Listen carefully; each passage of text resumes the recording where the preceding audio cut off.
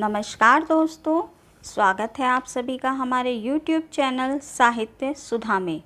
जैसा कि आप सभी जानते हैं कि हम हिंदी विषय से UGC नेट JRF की परीक्षा की तैयारी कर रहे हैं, जिसमें हम यूनिट 10 को सीक्वेंस वाइज पूरा कर रहे हैं। इस क्रम को आगे बढ़ाते हुए आज हम हमारे सिलेबस में लगी दो जीवनियाँ लगी हुई हैं, जिसमें से पहली जीवनी आवारा मसीहा को पढ़ेंगे, जिसके रचयिता श्री विष्णु प्रभाकर जी हैं।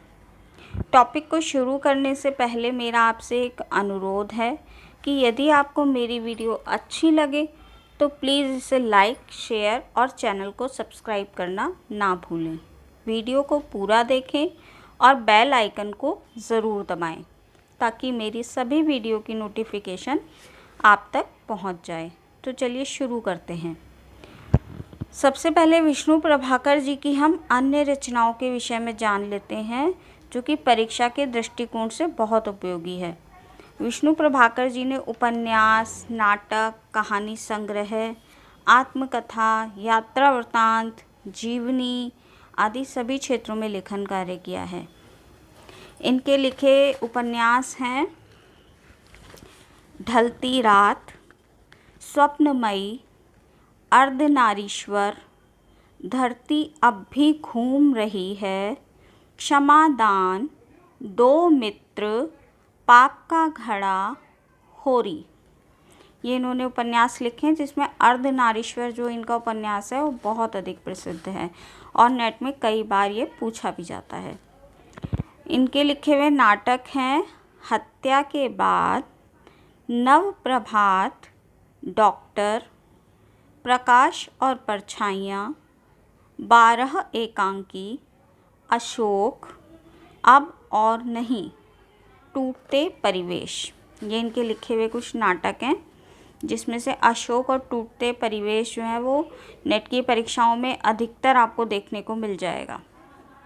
कहानी संग्रह संघर्ष के बाद, मेरा वतन, खिलौने आदि और अंत, ये इनके कुछ कहानी संग्रह हैं।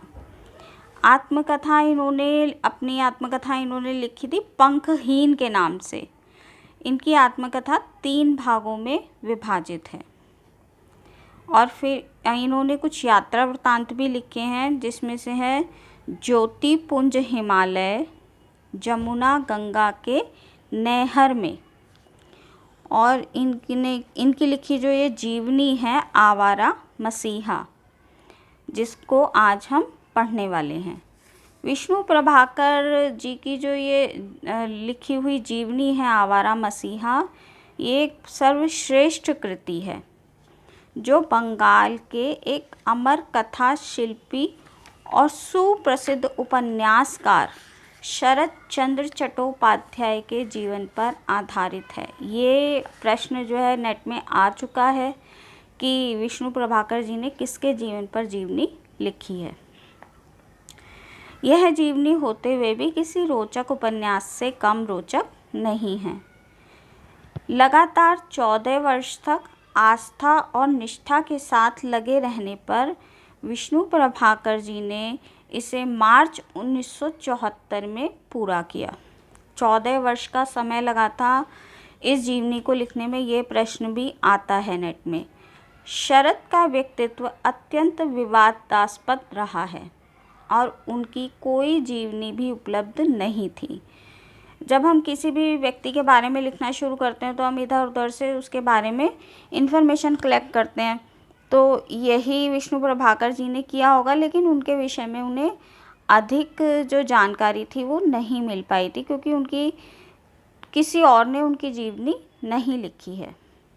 इस विषय में विष्णु प्रभाकर जी आवारा मसीहा की भूमिका में कहते हैं। उन्होंने कहा है, सुनिए आप। शरत चंद्र की प्रकृति बहुत जटिल थी।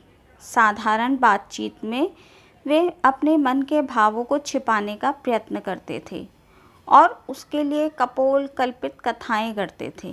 कितने अपवाद, कितने मिथ्याचार, कितने भ्रांत विश्वास से वे घिरे रहे, इसमें उनका अपना योग कुछ भी कम नहीं था। वे पहले दर्जे के अड्डेबाज थे। घंटों कहानियाँ सुनते रहते थे, और जब कोई पूछता कि क्या यह घटना स्वयं उनके जीवन में घटित हो चुकी है, तो वो कहते, ना ना, मैं तो गप कहता हूँ, ये सब गल्प मिथ्या, एकदम सत्य नहीं है। आवारा मसीहा नाम से बंगाल के अब इनकी जो आगे की बातें हैं वो मैं बता रही हूँ। आवारा मसीहा नाम से बंगाल के बेजोड़ कथाकार शरद चंद्र चट्टोपाध्याय जी की जीवनी लिखकर विष्णु प्रभाकर जी ने हिंदी और बांग्ला साहित्य के बीच एक सेतु का निर्माण किया है, जो समूचे राष्ट्र की रागात्मकता, एकता का प्रतीक है। मतलब कि क्योंकि जो ये शरद चंद्र जी थे एक बांग्ला उपन्यासकार थे, इसी वजह से ये बात कही गई है कि विष्णु प्रभाकर जी ने बांग्ला और हिंदी के साहित्य को जोड़ा है, एक सेतु बनाया है। इस पुस्तक की सामग्री के 3 प्रमुख स्रोत रहे हैं। अब उन्होंने जो ये जीवनी लिखी है वो कहाँ से उन्होंने इनके जीवन के विषय में कहाँ से बातें एकत्र की हैं, उसके 3 प्रमुख स्रोत रहे हैं।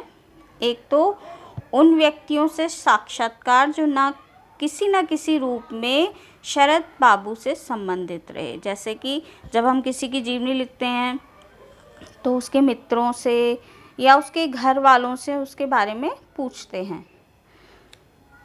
दूसरे उनके समकालीन मित्रों के लेख संस्मरण, ये दूसरा उनका स्रोत रहा। तीसरे उनकी अपनी रचनाओं में इधर उधर बिखरे हुए स्थल और प्रसंग जिनका उनके जीवन में सीधा संबंध था। आवारा मसीहा में आई कोई घटना विष्णु जी की कल्पित घटना नहीं है। प्रथम पुरुष के रूप में शरद के मुख से जो कुछ उन्होंने कहलवाया है वह सब उनके मित्रों के संस्मरणों से लिया गया है, और जो वही उनके जो मित्र हैं वही इस बात के साक्षी भी हैं। अब जो मैं बात बताने जा रही हूँ बहुत इम्पॉर्टेंट है, इसको आप नोट कर सकते हैं। शरद चंद्र जी की जो ये संपूर्ण जीवनी है वो लगभग 430 पृष्ठों की है, और विष्णु प्रभाकर जी ने इसको 3 भागों में बांटा है। इसके जो 3 भाग हैं उनके नाम इस प्रकार हैं। पहला जो भाग है वह है दिशा हारा, दूसरा भाग है दिशा की खोज, और तीसरा भाग है दिशांत। ये 3 पर्वों में इनकी जीवनी को विभाजित किया गया है। अब इन 3 पर्वों की जो मुख्य बातें हैं, हेडिंग है, क्योंकि इतना अंदर से नहीं पूछा जाएगा, जो ये मुख्य बातें हैं इनसे ही प्रश्न बनते हैं। जो दिशाहारा जो प्रथम पर्व है इनका, इस शीर्षक के अंदर जो क्या चीज़ें हैं वे हैं विदा का दर्द, भागलपुर में कठोर अनुशासन, राजू उर्फ इंद्रनाथ से परिचय, वंश का गौरव, होनहार, बिरवाम, रॉबिन हुड अच्छे विद्यार्थी से कथा विशारद तक, एक प्रेम प्लावित आत्मा, वह युग, नाना परिवार से विद्रोह, शरद को घर में मत आने दो, राजू उर्फ इंद्रनाथ की याद, सृजन का युग, छाया मेम की अपार भूख, निरुद्देश्य यात्रा, जीवन मंथन से निकला विष, बघुहोन, लक्ष्यहीन प्रवास की ओर। ये इनका पहला जो पर्व है दिशाहारा उसमें है। दूसरा पर्व इनका है दिशा की खोज।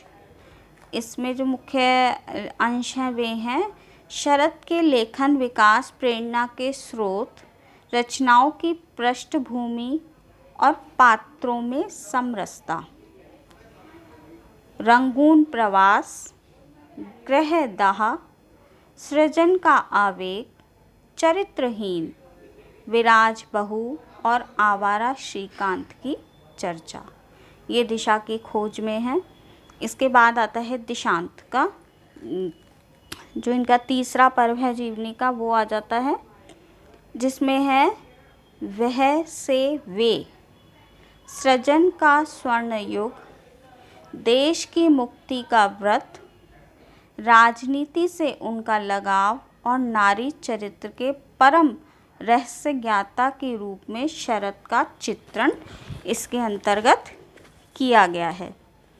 तो ये एक बहुत लंबी जीवनी है, जिसकी मुख्य मुख्य बातें इतनी ही थी कि इसमें कितने पृष्ठ हैं और कितने भागों में ये जीवनी विभाजित है, और इसको 3 पर्वों में बांटा गया है। तो ये आवारा मसीहा विष्णु प्रभाकर जी के द्वारा लिखी गई जीवनी आज हमारी पूरी हुई। तो आप इसको ठीक से पढ़ लें। बाकी अगर आपको मेरी वीडियो अच्छी लगी हो तो प्लीज़ मेरे चैनल को लाइक, शेयर और सब्सक्राइब करना ना भूलें। धन्यवाद।